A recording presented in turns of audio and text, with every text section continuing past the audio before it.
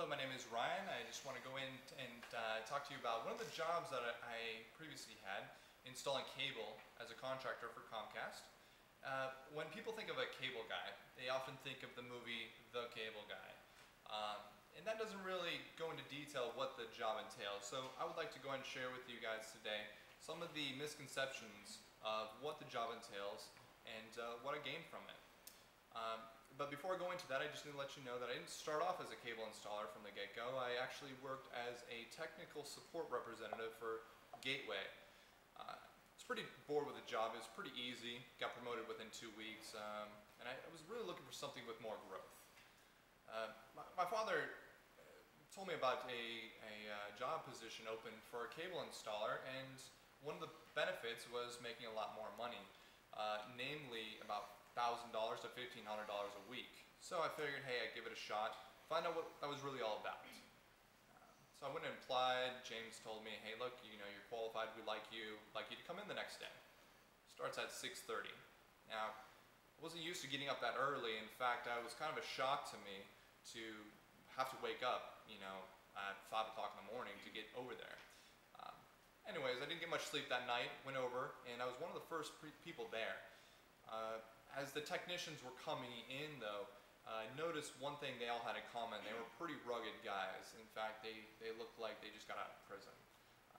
And I don't exactly fit the mold for a cable guy. I looked like a little boy, actually, because I didn't have any facial hair at the time. So one thing that really stood in my mind, though, is that the look that they actually gave me as they were coming in, like, you're lost, you shouldn't be here. So anyways, my trainer came in about 10-15 minutes later, and one of the challenges, the first challenge that he gave me, was climbing up a pole. The ladder was pretty heavy. I had a lot of trouble with that, and one of the things that I'm afraid of is heights, which, you can't really be afraid of heights doing a cable installation technician. So as I was crawling up the ladder, about 5 feet, 10 feet, I was really apprehensive about what I was getting myself into. And about 20 feet up there, I really started to doubt that this was what I wanted to do. But I always kept thinking to myself of the looks those technicians came in and gave me. So I said, no, I don't think I'm going to give up. I'm going to be determined to stick with this. About 6 months goes by, and I pretty much have this job down pat. But through all the trials and tribulations, I realized that this job is really dangerous. It comes with a lot of things that make you question whether this is something you want to do long term.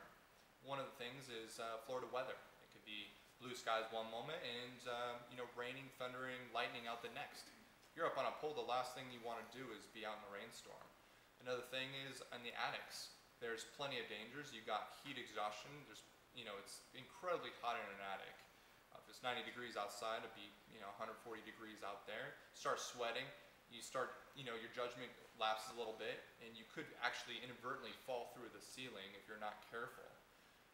Another thing is when we're splicing wires, this is one of the things we use. It's a razor, and as we're cutting through the wire, we have to have our thumb like this, and sometimes if you miss the cable wire, you pull too tight, it'll go right through the cable and go right into your thumb.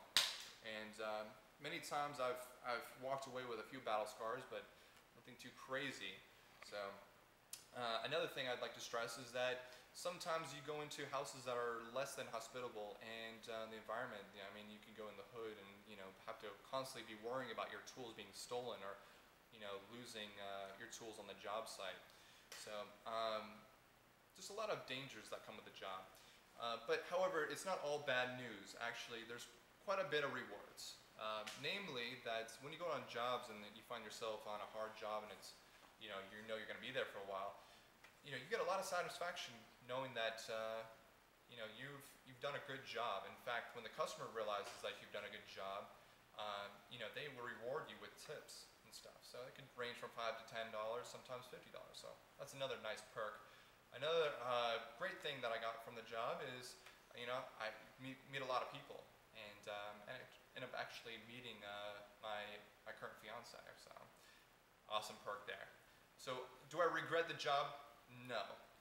A lot of things I learned is to stay with it no matter how hard it gets. When I want to give up, find passion in what I'm doing to get through the day. And last but not least is joy. Not many people find their true love through their job. So that's one of the many things I like from this job. Thank you. Yeah.